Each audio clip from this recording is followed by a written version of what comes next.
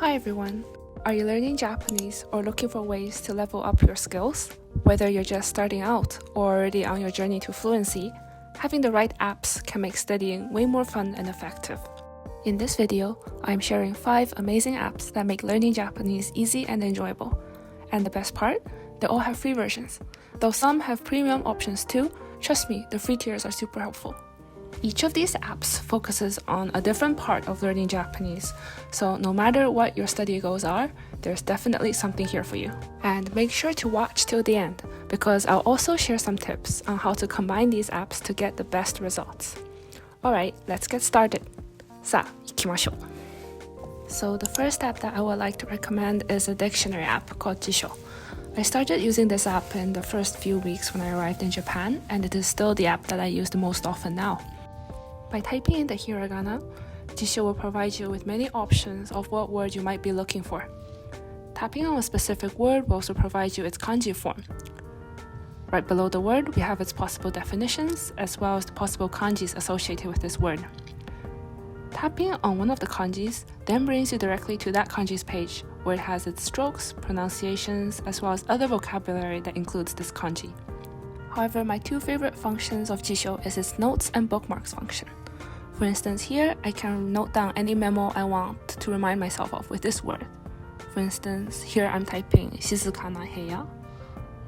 Then if I go back, this note is now automatically stored beneath this word. If I press the star button, I can choose where I want to save bookmark this term too, for instance, simple terms. Then if I go back to menu and bookmarks, I'll be able to see all of the bookmarks I've saved beforehand. Since I saved the previous term in simple terms, if I press that folder and go to the bottom of the page, I'll be able to find shizuka there. Furthermore, if I go to notes, I'll be able to see all the memos that I have ever made. And at the bottom of the page, I can see shizuka with its note, shizuka na heya with it. So I think this notes and bookmarks functions are really good if you want to build vocabulary on your own. But at the same time, Jisho has its own word lists and kanji lists. In kanji lists, if you go to like JLPT, you can see kanjis for each JLPT level. For N5, you have all these kanjis already sorted out for you, and pressing on any kanji will then bring you to this particular kanji's page with its usages, strokes, and other information. If you go to word lists, you can also see word lists for different JLPT levels. For N1, these are some of the vocabularies that I can try memorizing at my own pace. So I love Jisho's built-in word lists to improve my own vocabulary as well. The second app that I would like to share today is Quizlet. You've probably used Quizlet before in some other classes, but on Quizlet there are a lot of pre-made Japanese vocabulary sets that you can use immediately. Here I'm searching for Genki, the Japanese textbook. I'm choosing a vocabulary set for lesson 1 in the Genki textbook. So I can start learning first using flashcards. I, watashi. Friend is tomodachi, and so on.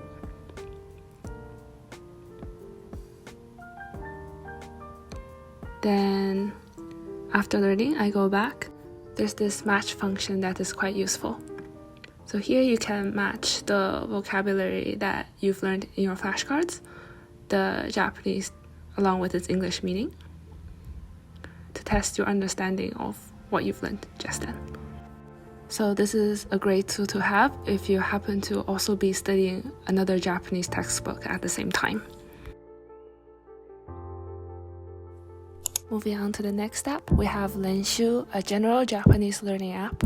This app's design is really cute, from its mascot to the font it uses to display Japanese text. So Renshuu also has its own Japanese dictionary. Compared to the first app, this app focuses more on how to use this word in a sentence. Here I'm searching the word sekai, which means world. Here I found the word with its meaning and intonations. Pressing on sentences, I get to see several sentences where the word is used, and I also like their Japanese font. I find it useful that I can see how this word can be used in daily life. But also an important feature of Renshuu is its mastery schedules, where there are personalized lessons recommended to you based on your Japanese level. So to make this video, I made a new beginner's Japanese level account. Here I can press on words for beginner's Japanese. Yeah, cute mascot. Now we have the words to study. I can check sentences, how to use it, and I can even try writing it by hand.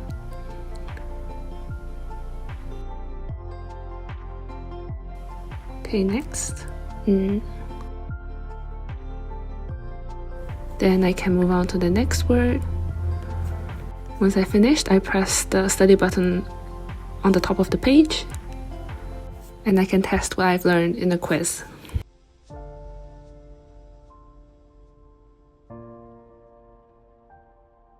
So going back, the lessons target different areas of Japanese, such as words, kanji, or just beginner grammar. So if I check on kanji,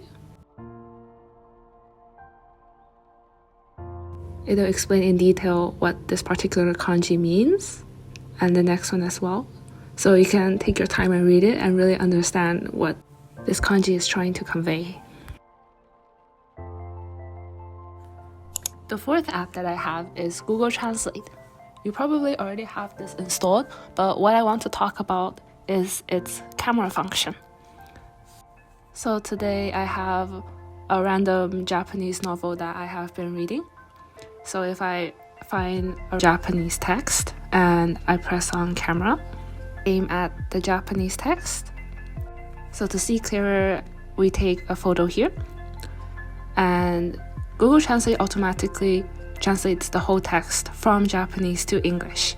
So there's no need for me to type out the entire Japanese paragraph by hand.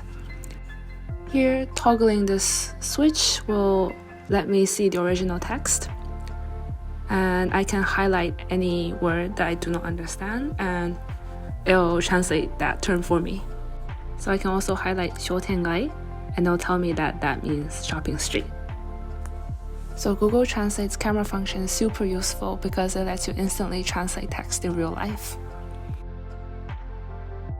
The fifth and final app I have is Todaii Japanese, a graded reader app.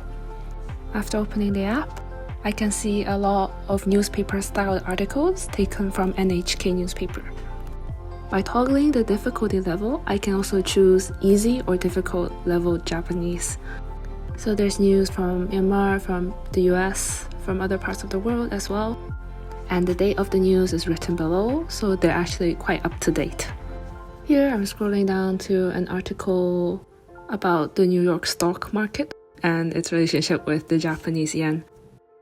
So if I click into the article, all the Japanese paragraphs have hiragana on top, which helps you understand the pronunciation. Of course, you can also hide the furigana if you would prefer it that way, to test yourself maybe. And tapping on a specific word gives you the English definition, or Japanese if you prefer. Then once you get to the end of the article, there's a practice problem. So I'm just going to guess here. This is a vocab problem. Submit, and you can check your understanding of the paragraph. It's on some grammar points listed by JLPT level. Some other features are listed on the top right corner. For instance, this is a list of the vocabulary that has appeared in the previous article. You can review their meaning and usage. Then if you press on flashcards, you can then study the individual meanings of each term as well. Then going back, there's also a pronunciation practice where you can practice your pronunciation against the AI or practice translating by hand the meaning of each sentence. In this last section, I would like to share how we can use these 5 apps on a daily basis. So firstly, I really think Renshuu is a hidden gem because its mastery schedules provides different kinds of Japanese lessons which will really improve your Japanese from different aspects. And secondly, using Todaii Japanese graded readers, you can read about news articles from all around the world while improving your Japanese reading. Then Google Translate will be helpful if you come across a large piece of text that you do not understand, while you can use Jisho and Quizlet to constantly build up your own vocabulary set. And as a Japanese learner, I really recommend reading some Japanese novels when you think you have reached a certain level of Japanese proficiency. For instance, this is the book I'm reading at the moment. If you come across words that you don't understand or words that you find important, you can use Jisho to bookmark them, or creating flashcards on Quizlet might also be a good strategy to memorize them later on. Okay, so that's all I have for today. Thank you for watching till the end. I hope you found this video useful. Please consider dropping a like and subscribing, and I'll see you in the next video.